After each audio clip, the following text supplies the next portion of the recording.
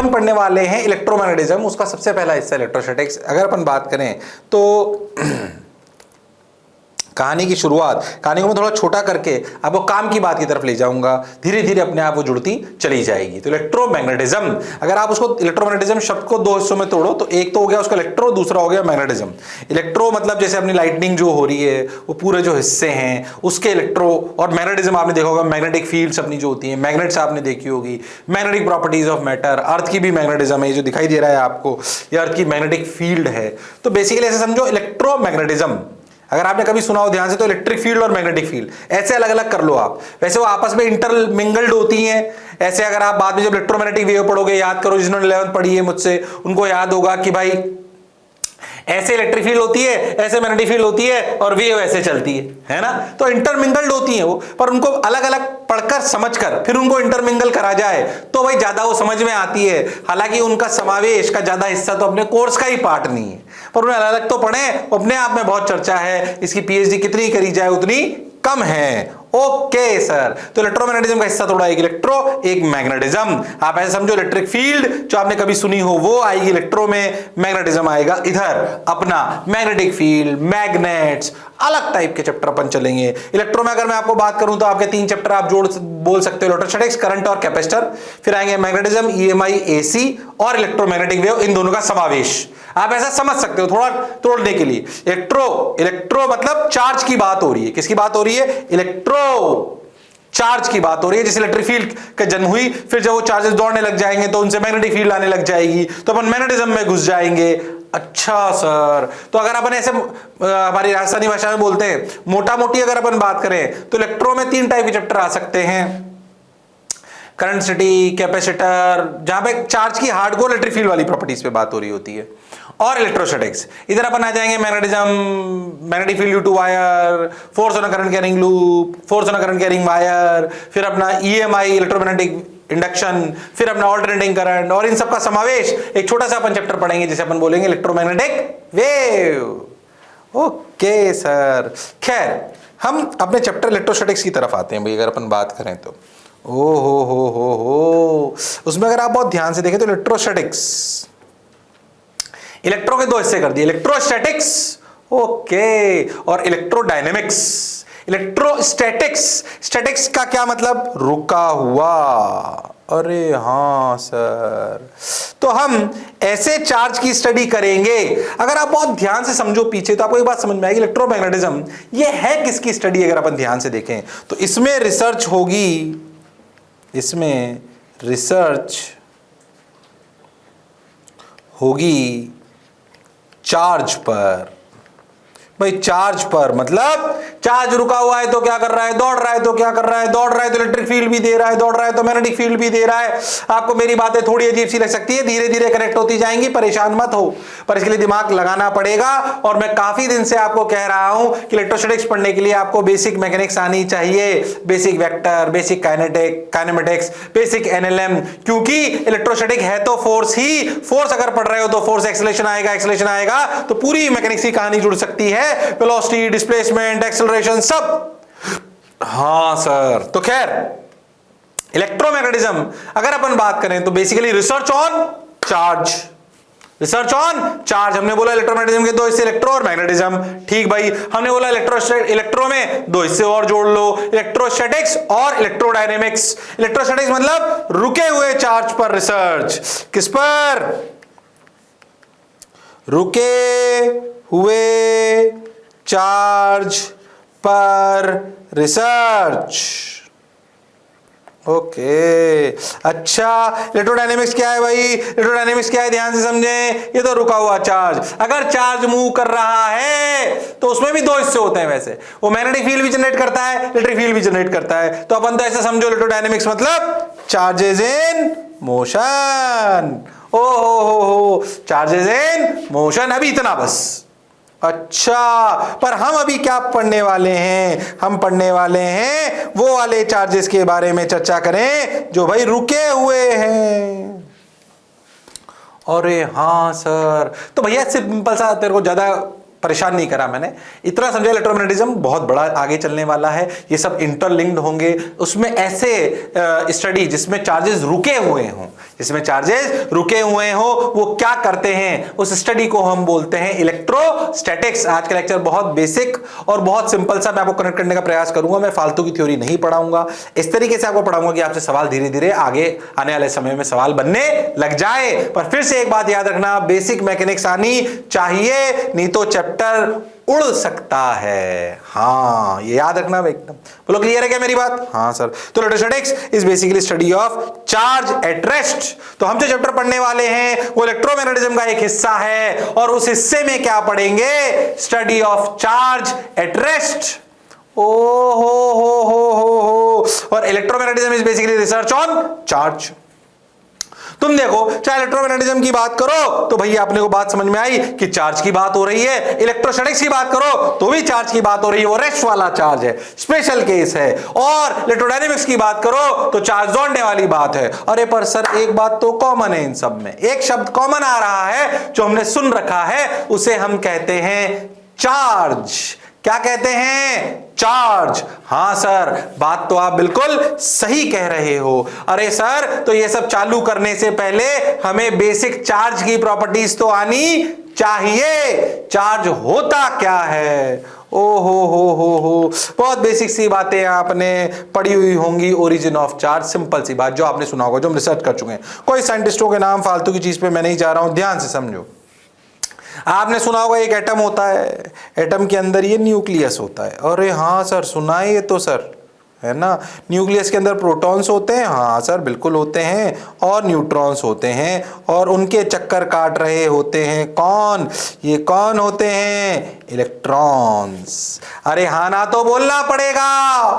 अरे हाँ सर, तो आपको याद करो, अगर आप बहुत ध्यान से देखो तो atom consist of neutrons, protons. तो अगर अपन ध्यान से देखें, ध्यान से देखो तो ये नेगेटिव चार्ज होता है, ये पॉजिटिव चार्ज होता है, ये न्यूट्रल होता है।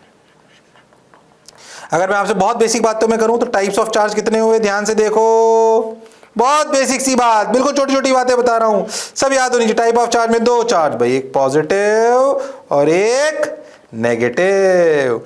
और रे हाँ सर, टाइप्स ऑफ चार्ज की बिल्कुल बेसिक बात, एक पॉजिटिव और एक नेगेटिव। और रे हाँ सर, अच्छा हम कुछ कुछ जानते हैं क्या भाई? ध्यान से समझें। न्यूट्रल चार्ज नहीं है, उस पर कोई चार्ज नहीं है ना। अच्छा, तो एक पॉजिटिव चार्ज और एक नेगेटिव चार्ज हम जानते हैं सर, इतनी बात तो हमने सुनी है। पॉजिटिव चार्ज, नेगेटिव चार्ज को आपने जनरली इलेक्ट्रॉन के नाम से जाना होगा, और पॉजिटिव चार्ज को आपने प्रोटॉन के नाम से जाना होगा। इनकी बहुत धीरे धीरे रिसर्च आपको समझ में आने लगेगी। अभी बहुत बेसिक बात समझो जो आपने जो आपने सुना है। अच्छा, हम एक और बात जानते हैं क्या, कि पॉजिटिव पॉजिटिव और नेगेटिव नेगेटिव चार्ज अगर हैं और आसपास रखे हैं तो उनमें दुश्मनी है। दुश्मनी मतलब वो रिपेल करते हैं एक दूसरे को। और रे हाँ सर, ये हम जानते हैं, ये भी प्रॉपर्टी है। ये फर्स्ट प्रॉपर्टी, ये सेकंड प्रॉपर्टी। अच्छा, पॉजिटिव नेगेटिव हो तो प्यार, अरे हाँ अट्रैक्शन, यस और नो, ये हमें पता होना चाहिए। हमने बोला भैया दो टाइप के चार्जेस होते हैं, पॉजिटिव पॉजिटिव, पॉजिटिव और नेगेटिव। अच्छा, पॉजिटिव पॉजिटिव और नेगेटिव नेगेटिव को आसपास रख दो तो उनमें दुश्मनी है, वो दूर भाग जाएंगे। ओके, हाँ सर, और पॉजिटिव नेगेटिव में प्यार है, अट्रैक्शन है, बहुत बेसिक सी बात हम जानते हैं। अच्छा भाई, ये छोटी सी यूनिट आप जानते हो ना, इलेक्ट्रॉन, क्या जानते हो? इलेक्ट्रॉन। ओ हो, इस इलेक्ट्रॉन का चार्ज -1e। अगर अपन बात करें तो स्मॉलेस्ट चार्ज कहलाता है नेगेटिव चार्ज, सबसे स्मॉलेस्ट यूनिट। इससे छोटा चार्ज हम नहीं जानते। आपने कहीं अगर क्वार्क्स वगैरह सुने हो तो हम उसे कंसीडर नहीं कर रहे हैं, हम स्मॉलेस्ट यूनिट मान रहे हैं इलेक्ट्रॉन को। और याद करो E की वैल्यू होती है 1.6 × 10⁻19 कूलम। अच्छा, कूलम क्या है? कूलम है यूनिट ऑफ चार्ज। ये जो क्वांटिटी अपन ने डिफाइन करी है चार्ज, इसकी यूनिट क्या होती है? कूलम। अच्छा ये स्केलर होता है कि वेक्टर? ये स्केलर क्वांटिटी है, इसमें पर क्या स्केलर तो है पर पॉजिटिव नेगेटिव दोनों होते हैं। इसके पॉजिटिव और नेगेटिव का मतलब है, यानी कि भैया चार्ज एक ऐसी क्वांटिटी है जो स्केलर है पर उसमें पॉजिटिव नेगेटिव दोनों होता है। जैसे कि पोटेंशियल एनर्जी अगर अपन बात करें तो स्केलर है पर वो पॉजिटिव भी होती है नेगेटिव भी होती है। ऐसे ही अपना क्वांटिटी अपन ने जो चार्ज डिफाइन करा वो पॉजिटिव भी है और वो नेगेटिव भी है, और उसकी यूनिट होती है कूलम। कूलम कहां से आई? साइंटिस्ट के नाम पे बेस्ड है भाई, परेशान बिल्कुल नहीं होना। अरे हाँ ना तो बोलना पड़ेगा, हाँ सर कूलम्स लॉ अभी अपन आगे पढ़ेंगे तो उसी का कूलम है। तो 1.6 - अगर आप सोचो तो सबसे छोटा चार्ज है। अच्छा सर बात तो आपकी सही है, मास ऑफ इलेक्ट्रॉन भी याद कर लो तो कोई बुराई नहीं है। 9.1 × 10⁻31 kg। ऐसे अगर अपन प्रोटॉन की बात करें तो इसका चार्ज होता है +1.6 × 10⁻19। प्रोटॉन का चार्ज बिल्कुल वैसा होता है, ये प्रोटॉन इलेक्ट्रॉन बहुत आते हैं हमारे जीवन में, इसलिए जो लिख रहा हूं वो याद रखें। प्रोटॉन का मास चार्ज वही होता है जो इलेक्ट्रॉन का होता है, पर वो प्लस होता है और इलेक्ट्रॉन का माइनस होता है। ओ हो। और ऐसा समझो मैग्नीट्यूड वाइज इससे छोटा नेगेटिव चार्ज हम नहीं जानते और इससे छोटा पॉजिटिव चार्ज भी हम नहीं जानते। ऐसे अगर आप मास ऑफ प्रोटॉन की बात करो तो 1.67 × 10⁻27 kg के आसपास आएगा। ओहो तुम ध्यान से देखो तो चार्ज ऑफ इलेक्ट्रॉन और चार्ज ऑफ प्रोटॉन तो लगभग बराबर होता है, पर देखो तो mass of proton mass of electron से बहुत ज्यादा होता है। देखो 1.6 तू कह रहा सर 1.67 × 10⁻27 कौन सा ज्यादा मास है? अरे बहुत कम मास है ये, 10⁻27 kg, बहुत छोटा, इसलिए तो हम देख नहीं पाते। न्यूक्लियस के अंदर है बहुत सारे प्रोटॉन, पर फिर भी ये प्रोटॉन बहुत भारी हैं। किससे? इलेक्ट्रॉन से। देख इलेक्ट्रॉन में 10⁻31 kg है, ये तुलनात्मक बात है, रिलेटिव बात है, इसलिए तुलनात्मक सोच आपकी आनी चाहिए। Is that clear? हाँ सर बात तो आपकी बिल्कुल सही है, जोरदार है, मजेदार है। ठीक सर क्लियर है सर, बहुत बढ़िया सर। अब क्या करें सर? ये तो समझ गए सर हम, ये समझ। एक्चुअली ये थोड़ा बहुत मैंने आइडिया से लगाया मास वास का, क्योंकि आपको क्लैरिटी रहे। वैसे मैं आपको बता दूं, आपने जानते भी होंगे, मास ऑफ प्रोटॉन ही लगभग मास ऑफ न्यूट्रॉन के बराबर होता है। न्यूट्रॉन प्रोटॉन इलेक्ट्रॉन थोड़े पता होने चाहिए, इसलिए मैंने थोड़ा अंदाजा बताया उनको। हालांकि हम चार्जेस की बात कर रहे हैं तो इलेक्ट्रॉन, एक बात याद रखना, चार्ज बिना मास के नहीं आ सकता, हवा में नहीं है। चार्ज है तो मास है पक्का, चार्ज है तो मास है पक्का। अरे हाँ सर चार्ज है तो मास है पक्का। ओके, क्योंकि इलेक्ट्रॉन का भी मास है, प्रोटॉन का भी मास है, इलेक्ट्रॉन से छोटा तो हो ही नहीं सकता भाई। अरे हाँ सर, मैं आपसे एक स्टेटमेंट पूछूं, ये अब जो थोड़ी देर जो कहानी चल रही है ना, ये सब याद होनी चाहिए भाई। आज का लेक्चर थोड़ा सा अपने समझे कि याद करने जैसा है। अभी बहुत ज्यादा आज के लेक्चर में सवाल नहीं आएंगे, वो धीरे धीरे सवाल बनते जाएंगे अपने आप, पर बहुत बेसिक सा लेक्चर, बेसिक बातें याद होनी चाहिए। हो सकता है 70-80% आपको आती हूं, फिर से रिवीजन करें और उसे याद करते चले। तो चार्ज है तो मास है पक्का, ये बात हम समझे। अच्छा आगे इस पर और बताऊंगा, परेशान मत हो। ठीक भाई, अच्छी बात भाई। अच्छा मैं आपसे एक बात पूछूं, if a body can a body, if a body नहीं,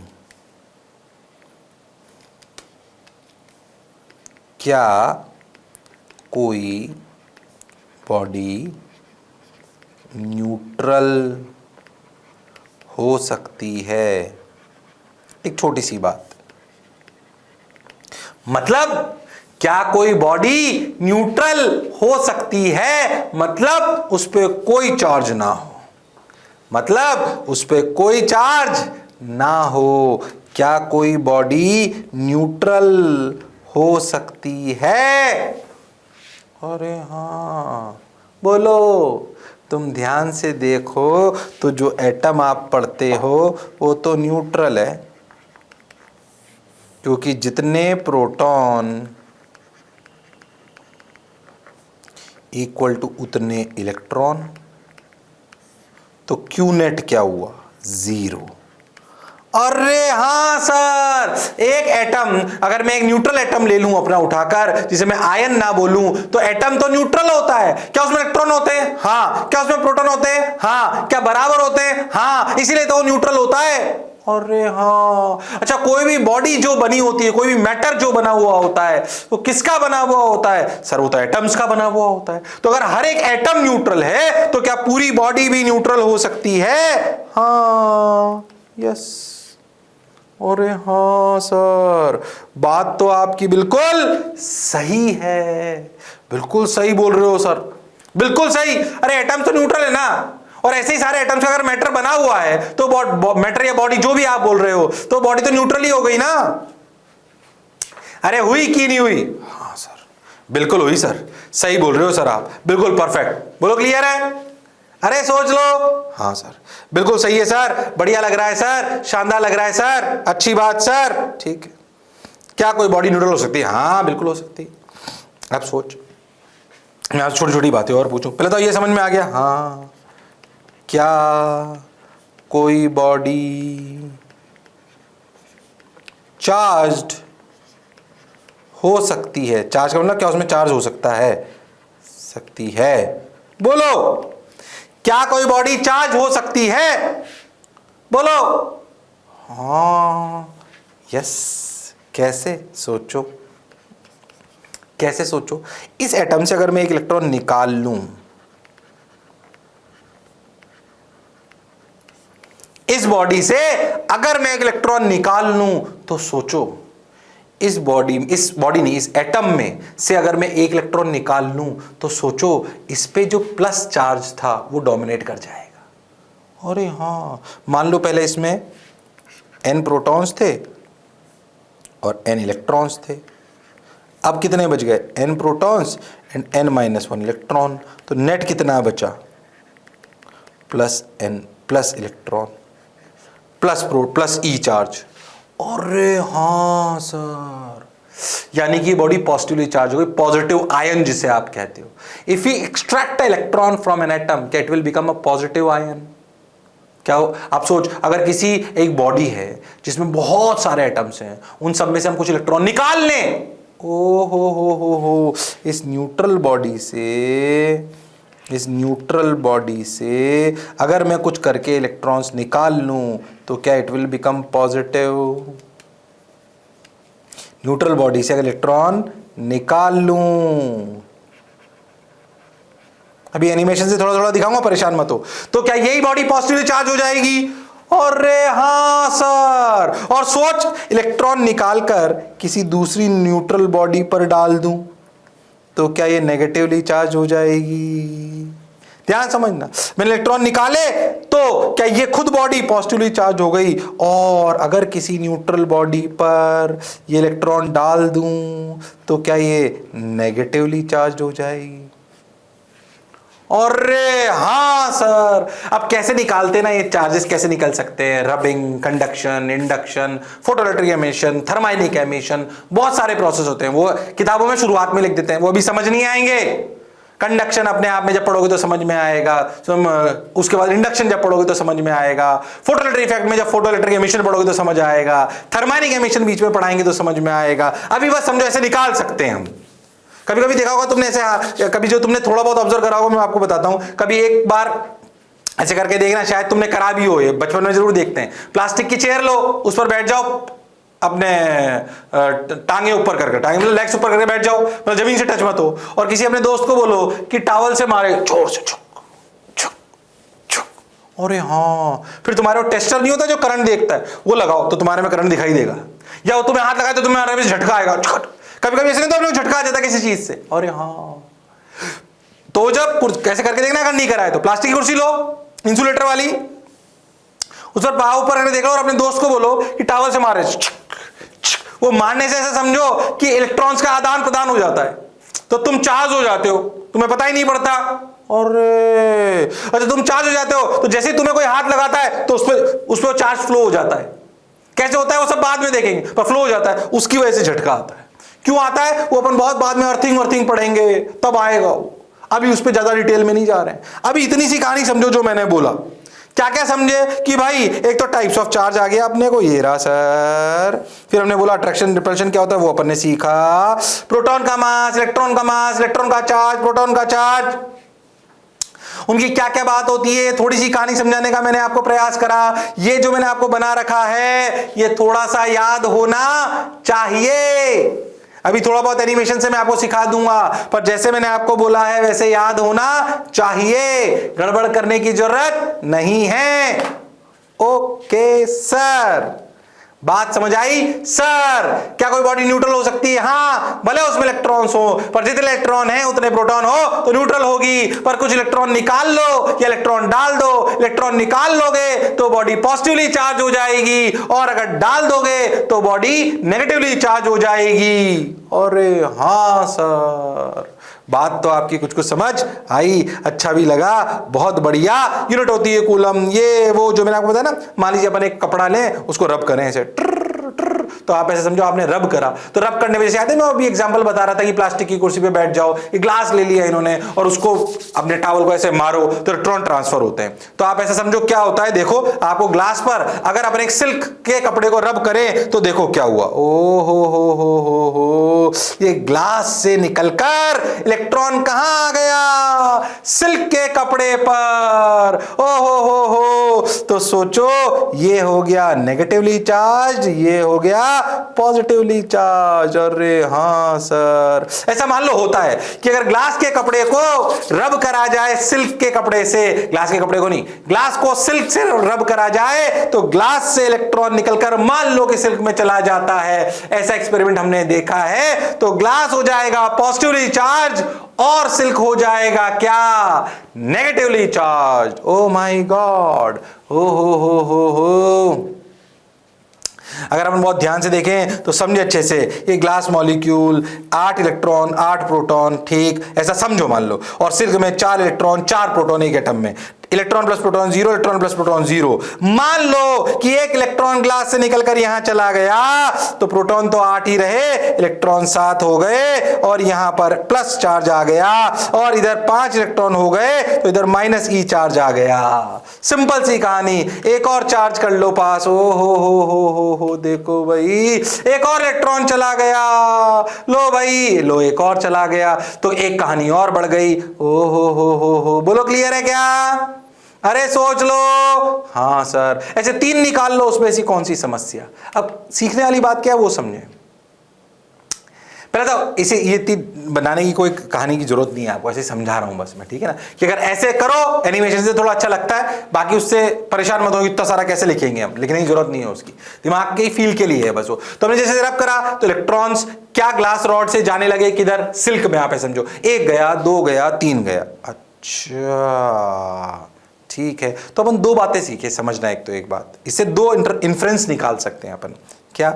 देखो पहला इन्फ्रेंस अपन ने क्या निकाला कि भैया तीसरा चार्ज आने पे आपको दिखाई दे रहा होगा कि ऐसा हुआ, कहानी समझ आ रही है। अगर आप बहुत ध्यान से देखो तो आपको समझ में आएगा कि भाई चार्ज कंजर्व्ड है। क्या कंजर्व्ड है? चार्ज। सिल्क और ग्लास पे पहले भी चार्ज 0 था, बाद में भी टोटल 0 है, क्योंकि इस पे प्लस ही इस पे माइनस ही, कुल मिला के तो 0 है। मतलब फॉर एन आइसोलेटेड सिस्टम, किसी भी आइसोलेटेड, मतलब मान लो ये आइसोलेटेड सिस्टम है, isolated system, for an isolated system क्या अपन बोल सकते हैं कि चार्ज इज कंजर्व्ड। मतलब Q इनिशियल बराबर Q फाइनल। मतलब अगर पहले 0 चार्ज था दोनों को मिलाकर तो बाद में भी 0 ही होगा।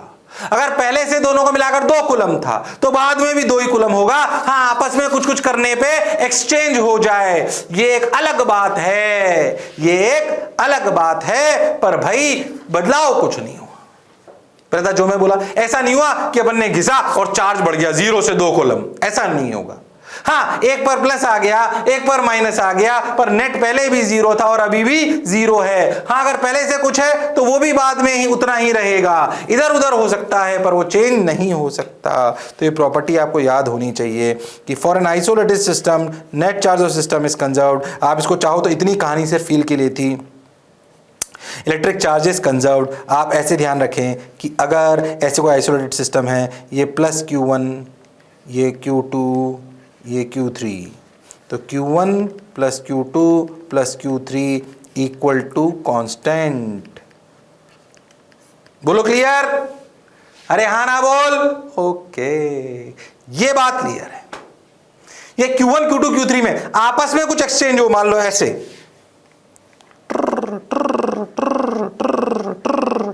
और ये सिस्टम ऐसा बन जाए Q4 Q5 Q6, तो this should be equal to Q4 plus Q5 plus Q6।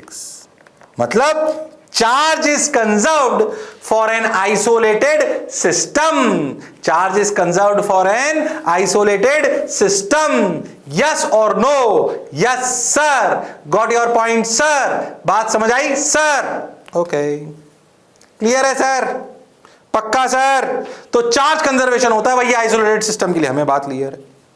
अब इसमें एक और बात ध्यान देना, क्या समझना, ये जो आपका ग्लास था और ये जो आपका सिल्क था, सोचो इस पे एक इलेक्ट्रॉन ट्रांसफर हुआ, ये रहा, ये रहा, 1 इलेक्ट्रॉन ट्रांसफर।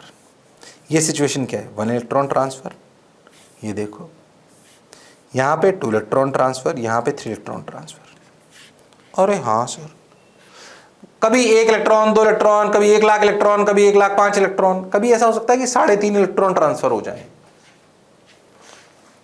3.5 electron transfer. कोई बोले कि भाई 3.5 इलेक्ट्रॉन ट्रांसफर हुए ग्लास से सिल्क, ये गलत है, ये गलत है, ये अन्याय है, ऐसा हो ही नहीं सकता। क्यों नहीं हो सकता? क्योंकि स्मॉलेस्ट यूनिट ऑफ चार्ज जो है, जो हमने एक बात पढ़ी, रटी, समझी, वो क्या है कि स्मॉलेस्ट यूनिट जो है वो प्लस माइनस ई है, दैट इज प्लस माइनस 1.6 × 10⁻⁻19। हाँ सर, ये भी एक प्रॉपर्टी है, बिल्कुल ये सब प्रॉपर्टीज हैं। स्मॉलेस्ट यूनिट क्या है? Plus minus E equal two plus minus 1.6 × 10⁻⁻19। इससे छोटा चार्ज हो ही नहीं सकता। तो इससे छोटा चार्ज ट्रांसफर कैसे कर सकते हो? अरे हाँ सर, मतलब अगर कोई आपसे बोले कि मैंने 500.25 इलेक्ट्रॉन ट्रांसफर करे, इसका मतलब वो गलत बोल रहा है, वो अज्ञानी है, उसमें ज्ञान का अभाव है। अरे हाँ सर, तो सोच के देखो, बात तो सर आप सही कह रहे हो सर, काम की कह रहे हो सर, जोरदार कह रहे हो। बोलो क्लियर? अरे सोच लो। हाँ सर, हाँ सर, तो चार्ज भैया जो स्मॉलेस्ट यूनिट ये थी, हम समझ गए इस बात को। ओ हो, ये क्या बोला मैं, समझना अच्छे से। देखो कि अगर कोई चार्ज है, ये कोई न्यूट्रल बॉडी थी, ऐसे न्यूट्रल बॉडी, ये भी न्यूट्रल बॉडी, मान लो मैं यहाँ से यहाँ इलेक्ट्रॉन्स को लाया, तो क्या इलेक्ट्रॉन्स को इंटीजर नंबर ही होंगे? इंटीजर नंबर ही होंगे ना, n इंटीजर। अरे हाँ सर, तो सोचो जिससे इलेक्ट्रॉन निकाले वो तो पॉजिटिव चार्ज हुए, क्या इस पे चार्ज आया प्लस Ne, और इस पे कितना आया माइनस Ne। अरे हाँ सर, तो इसका चार्ज Q1 कितना हुआ ये, और इसका कितना हुआ ये। तो जब भी कोई बॉडी पर चार्ज आएगा तो सोच के देखो कि charge on any of the body Q क्या इसी तरीके का होगा? क्या इसी तरीके का होगा? Q बराबर plus minus Ne, where n is an integer. This is known as charge is quantized. Quantized? Quantize का क्या मतलब होता है? जो चीज पैकेट्स में हो। कैसे हो? पैकेट्स में। ओ हो, तो चार्ज का सबसे छोटा पैकेट कौन है? ई। तो किसी भी बॉडी पर जो चार्ज होगा वो E का मल्टीपल ही होगा। 1, 2, 3, 4, 1 लाख, 2 लाख, 5 लाख, 50 करोड़, कुछ भी, पर फ्रैक्शन नहीं हो सकता। n का इंटीजर होना जरूरी है और इसे कहते हैं चार्जेस क्वांटाइज्ड। तो स्मॉलेस्ट यूनिट क्या है? ये एक प्रॉपर्टी। और इससे समझ में आया कि चार्जेस क्वांटाइज्ड, चार्जेस क्वांटाइज्ड, ओ हो, मतलब किसी भी बॉडी पर जो चार्ज हो प्लस माइनस एनी होगा, that is known as charge quantized. किसी भी आइसोलेटेड सिस्टम के लिए चार्ज कंजर्व होगा। चार्ज ना तो क्रिएट करा जा सकता है ना गायब करा जा सकता है। अगर पहले आइसोलेटेड सिस्टम पे चार्ज 0 था तो बाद में भी 0। अगर आइसोलेटेड सिस्टम का मतलब जिसका बाहरी दुनिया से लिंक ना हो, ठीक।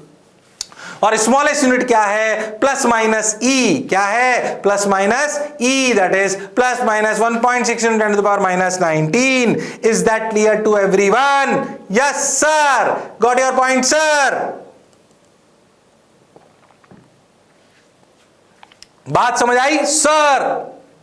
चार्ज की क्या क्या प्रॉपर्टी देखिए अपने, बेसिक सी। चार्ज दो टाइप के होते हैं, पॉजिटिव और नेगेटिव। चार्ज क्यों पढ़ रहे हैं भाई? इलेक्ट्रोमैग्नेटिज्म पूरी स्टडी ऑफ चार्ज है। उसमें जब चार्ज रुका हुआ होता है तो हम इलेक्ट्रोस्टैटिक्स पढ़ते हैं। अरे पर चार्ज की प्रॉपर्टी तो समझे। चार्ज दो टाइप के, पॉजिटिव नेगेटिव। उसकी यूनिट कूलम होती है, वो स्केलर होता है। वो पॉजिटिव नेगेटिव हो सकता है, पॉजिटिव नेगेटिव, नेगेटिव में दुश्मनी, पॉजिटिव नेगेटिव में प्यार। इतनी बात हम जानते हैं। आइसोलेटेड सिस्टम के लिए चार्ज कंजर्व्ड होता है। चार्ज की स्मॉलेस्ट यूनिट E होती है, जिसे अपन 1.6 × 10⁻19 जानते हैं। Mass of proton, mass of electron, mass of neutron पे थोड़ी चर्चा करी और हमने एक और बात सीखी कि चार्जेस क्वांटाइज्ड, चार्जेस क्वांटाइज्ड।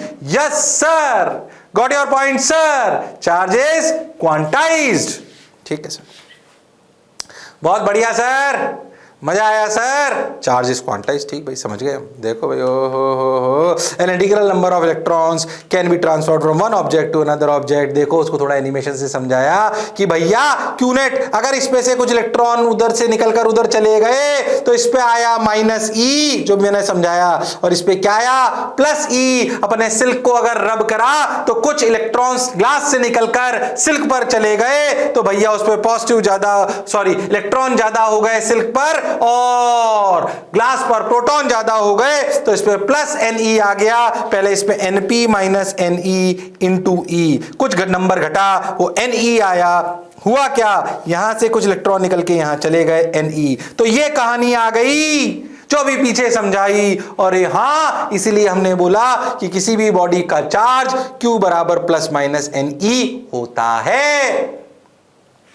ये जो आपको लिखा हुआ है ये कहीं कहीं आपको दिख सकते हैं, इन्हें क्वार्क्स के नाम से जानते हैं। ऐसा समझो, हमें नहीं पढ़ने हैं, ऐसा समझो। ये कहीं नाम ले रहे हैं तो घबराना मत, इन पे रिसर्च चल रही है। इनकी एग्जिस्टेंस की 100% गारंटी नहीं है, क्योंकि ये इतना पढ़ने का है जो हम पढ़ रहे हैं। शायद दुनिया में जितना हम यूनिवर्स के बारे में जानते हैं, जितना हम जानते हैं, कई वैज्ञानिक कहते हैं कि जितना हम साइंस को जानते हैं वो सिर्फ शायद टोटल जो साइंस है उसका शायद 0.1% भी नहीं हम जानते। इतना और बहुत कुछ है जो अभी दुनिया में जानना बाकी है। सोचो, इतना सा जानकर हमने कितनी उपलब्धियां हासिल कर ली। अगर हम पूरी सृष्टि को समझ पाए तो पता नहीं हम क्या अचीव कर पाएंगे। खैर, वो एक अलग बात है। क्या ये मेरी बात समझ आई है? हाँ सर, फिर से एक बार, चार्ज की यूनिट कूलम, स्केलर होता है, पॉजिटिव नेगेटिव दोनों होता है। पॉजिटिव नेगेटिव दो टाइप के चार्ज होते हैं, पॉजिटिव नेगेटिव, नेगेटिव में दुश्मनी होती है, पॉजिटिव नेगेटिव में प्यार होता है। आइसोलेटेड सिस्टम के लिए चार्ज कंजर्व्ड होता है, बहुत बढ़िया। और स्मॉलेस्ट यूनिट अपन ई मानते हैं। Mass of proton, mass of electron, mass of neutron आपको याद होना चाहिए। और क्योंकि सिर्फ इलेक्ट्रॉन ट्रांसफर हो सकते हैं, इसलिए चार्ज क्वांटाइज्ड होता है, मतलब वो इंटीग्रल मल्टीपल ऑफ ई होता है, मतलब वो इंटीग्रल मल्टीपल ऑफ ई होता है। क्या मेरी बात क्लियर है? हाँ सर, बात तो आपकी बिल्कुल सही है। हो गया भाई, समझ गए हम सब। आ जाओ, ये तो दिखाया है कि देखो प्रैक्टिकली एक रॉड ले लें जिसमें पॉजिटिव हो, उसके बाद पॉजिटिव चार्ज ले जाएं तो रिपेल करेंगी। ये एक्सपेरिमेंटल बात है, ठीक है। नेगेटिव नेगेटिव तो ये यानी कि दुश्मनी। ओ हो, like charges repel each other. ओ हो, उल्टा कर लो तो दे अट्रैक्ट ईच अदर। उल्टा कर लो तो दे अट्रैक्ट ईच अदर। बहुत ही बच्चों वाले एनिमेशन आपने देखे, कोई उतारने की जरूरत नहीं, सिंपल फील। ओके सर, हम जानते हैं इसको unlike charges attract each other. हो तो charge scalar quantity and additive in nature. Additive in nature का क्या मतलब? सिंपल सी बात, ये एडिटिव इन नेचर का क्या मतलब है कि जैसे क्यों ये बात बोली, हालांकि तू अभी तक करता हुआ है पर इसे समझ। जैसे मान लो कोई भी सिस्टम है, ये 2 कूलम, ये -3 कूलम, ये 4 कूलम, ये 2 कूलम, ये -1 कूलम, ऐसे अगर है तो मैं आपसे पूछूं इस पे क्यू नेट कितना है, तो तुम क्या करोगे? तुम करोगे सर 2 + 4 + 2 -1 -3, ठीक सर। तो सर 8 - 4 यानी कि सर 4 कूलम, यही करोगे ना। तुमने जो इतनी आसानी से जोड़ लिया ना, जोड़ लिया यानी कि स्केलर क्वांटिटी थी और साइन के साथ जोड़ा, इसे कहते हैं एडिटिव प्रॉपर्टी। किसी भी सिस्टम पर नेट चार्ज कैसे जोड़ते हो? Q1 + Q2 + Q3। तो किसी भी क्वांटिटी को ऐसे कर पा रहे हो। सोचो अगर ये फोर्स होते तो ऐसे नहीं जोड़ पाते, वो वेक्टोरली जुड़ते। अरे हाँ सर, तो आप चार्जेस को बिल्कुल सिंपल तरीके से जोड़ पा रहे हो with sign, this is known as additive in nature. तो Q net is simply Q1 + Q2 + Q3 + Q4 + Q5 या -Q5 जैसे इसमें लिखा हुआ है, तो -Q5 और इधर -Q2 लिखा हुआ है। तो अगर आप ऐसे सिंपली कर दो तो इसे बोलते हैं एडिटिव इन नेचर। जो आप अभी तक कर रहे थे ना, जो आप अभी तक कर रहे थे, उसका एक नाम है कि भाई charge is additive in nature. मतलब नेट चार्ज निकालने के लिए सिंपली जोड़ सकते हैं। ओके, जैसे 1 किलो और 1 किलो कितना? 2 किलो, वैसे वो एडिटिव है, सिंपल। हाँ, बात तो सर आपकी सही है, पर मास में क्या है? मास नेगेटिव होता ही नहीं है कि नहीं? वो तो पॉजिटिव पॉजिटिव तो जुड़ जाता है। चार्ज भी जुड़ता है बिल्कुल सिंपल तरीके से, पर साइन के साथ। अरे हाँ सर, फोर्स को इतनी आसानी से नहीं जोड़ सकते कि 1 न्यूटन 1 न्यूटन 2 न्यूटन, ऐसे नहीं बोल सकते, डायरेक्शन बतानी पड़ेगी। तो चार्ज चुपचाप इस एडिटिव प्रॉपर्टी को फॉलो करता है, इसलिए उसे एडिटिव इन नेचर कहते हैं। ओके सर, बात बहुत सिंपल है सर। क्या पिक्चर क्लियर है भाई? अरे बोलो भाई, अरे सोच लो। हाँ सर, बिल्कुल सोच लिया सर, जोरदार सर, मजेदार सर, हो गया सर, पक्का? चलो भाई, ये बात अपन समझ गए, प्रॉपर्टीज ऑफ चार्ज। आ जाओ, एडिटिव इन नेचर समझ गए? हाँ समझ गए भाई, हो गया सब। ओहो, एक सिंपल सा सवाल कर दो, शर्म आ गई मुझे। अगर ए बी सी पर पहले चार्ज 2 कूलम 3 कूलम -1 कूलम है, हमने कुछ कुछ करा, इस पर आ गया 1 2 3 4 5 कूलम, यहां आ गया -2 कूलम, बताओ इस पर कितना होगा? शर्म आ गई। आइसोलेटेड सिस्टम का चार्ज कंजर्व होता है, वो लगाना है, और आइसोलेटेड सिस्टम का चार्ज कंजर्व होता है और वो एडिटिव इन नेचर है। करके बता दो दोनों को मिला के। शर्म आ गई। क्यू इनिशियल कितना है? 3 + 2 5, 5 - 1, 3 + 2 -1 यानी कि 4 कूलम। क्यू फाइनल, शर्म आ रही है, 5 कूलम -2 कूलम + x यानी कि that is equal to 5 - 2 3 + x। Okay, तो x की वैल्यू कितनी आई? 1 कूलम। ओ हो, सवाल करना क्या बहुत आसान था। हाँ, इसीलिए मास्टर को भी शर्म आई कराते हुए, पर बता रहा हूं कि बेसिक सी प्रॉपर्टीज आपको बेसिक से सवालों की तरफ ले जाती है, इसलिए आपको क्लैरिटी होनी चाहिए। Okay sir, got your point sir, बात समझ आई सर? ओके, हो गया क्या? अरे सोच लो। हाँ सर, हो गया सर, हो गया सर। ओ हो गया भाई, समझ गया, 1 कूलम आंसर आ गया, बहुत ही अच्छा लगा। देखो भाई, अब एक बात समझो, मैंने आपको बिल्कुल पहली स्लाइड में लिख लिख के बताया था कि चार्ज ना बिना मास के नहीं हो सकता। अच्छा, तो भाई इंट्रिंसिक प्रॉपर्टी ऑफ मैटर है ये, यानी कि चार्ज एक ऐसी प्रॉपर्टी है जो मैटर के साथ ही एसोसिएटेड है, वो स्केलर क्वांटिटी है। अच्छा, exact force on the bodies at a distance. Okay भाई, तो चार्ज के में एक चार्ज और मास। अच्छा, तो चार्ज बिना मास के नहीं हो सकता, चार्ज बिना मास के नहीं हो सकता, ये मैटर की इंट्रिंसिक प्रॉपर्टी है। ये स्केलर क्वांटिटी, चार्ज और मास दोनों एक साथ पढ़ रहे हैं और ये एक दूसरे पे फोर्स लगाते हैं। ये जो अट्रैक्शन फोर्स होता है, ये आता है gravitational force,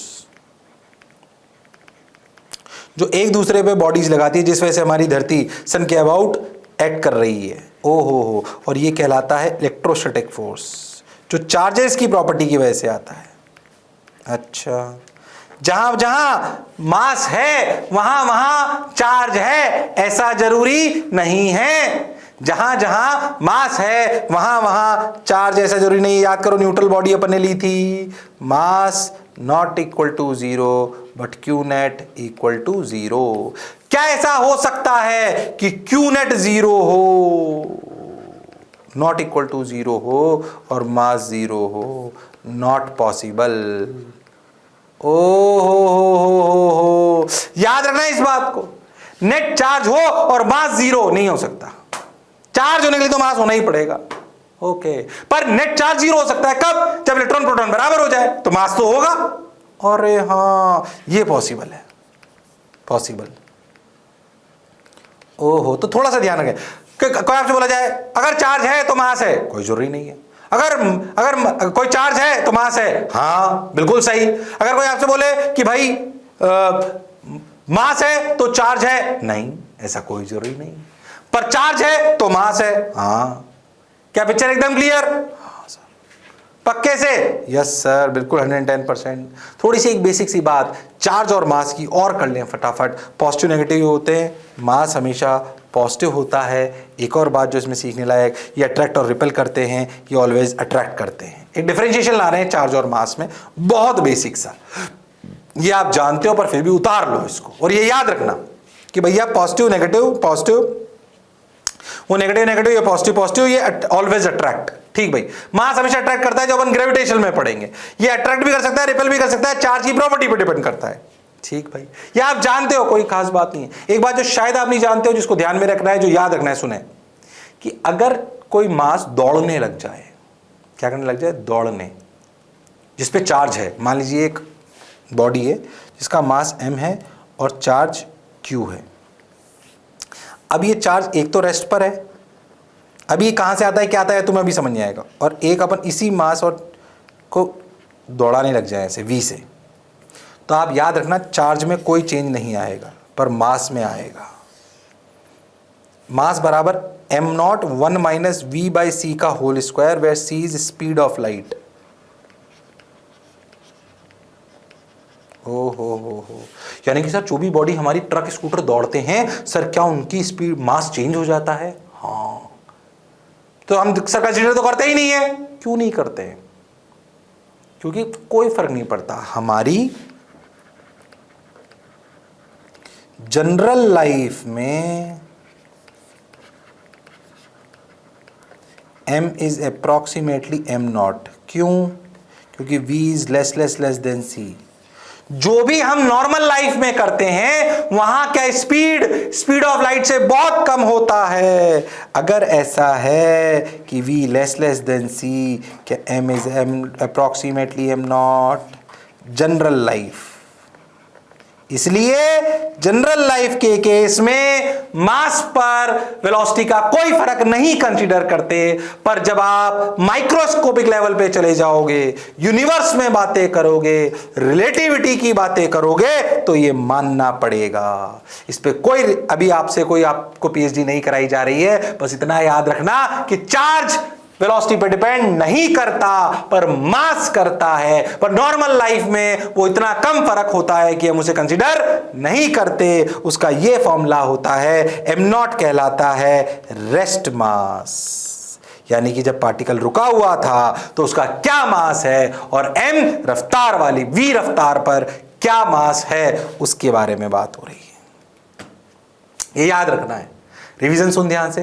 electromagnetism, study of charge, उसमें इलेक्ट्रोस्टैटिक जो कि रुके हुए चार्ज की स्टडी। पर पहले चार्ज तो पढ़ें, positive negative, coulomb, scalar, attraction, repulsion, mass of proton, mass of electron, mass of neutron, ये सारी कहानी सुनाई। आइसोलेटेड कंडक्टर, आइसोलेटेड सिस्टम के लिए charge conserved, quantization of charge, smallest unit of charge, और मास और चार्ज के बीच का डिफरेंस कि मास वेलोसिटी पर डिपेंड करता है पर चार्ज नहीं करता है।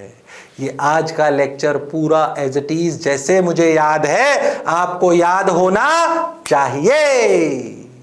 Okay sir, got your point sir, बात समझ आई सर। अगले टर्न पे कूलम्स लॉ चालू करेंगे, तब तक लड़ते रहिए पर पढ़ते रहिए, मास्टर की बात सुनते रहिए। सी यू, सायनारा, टेक केयर, बाय बाय।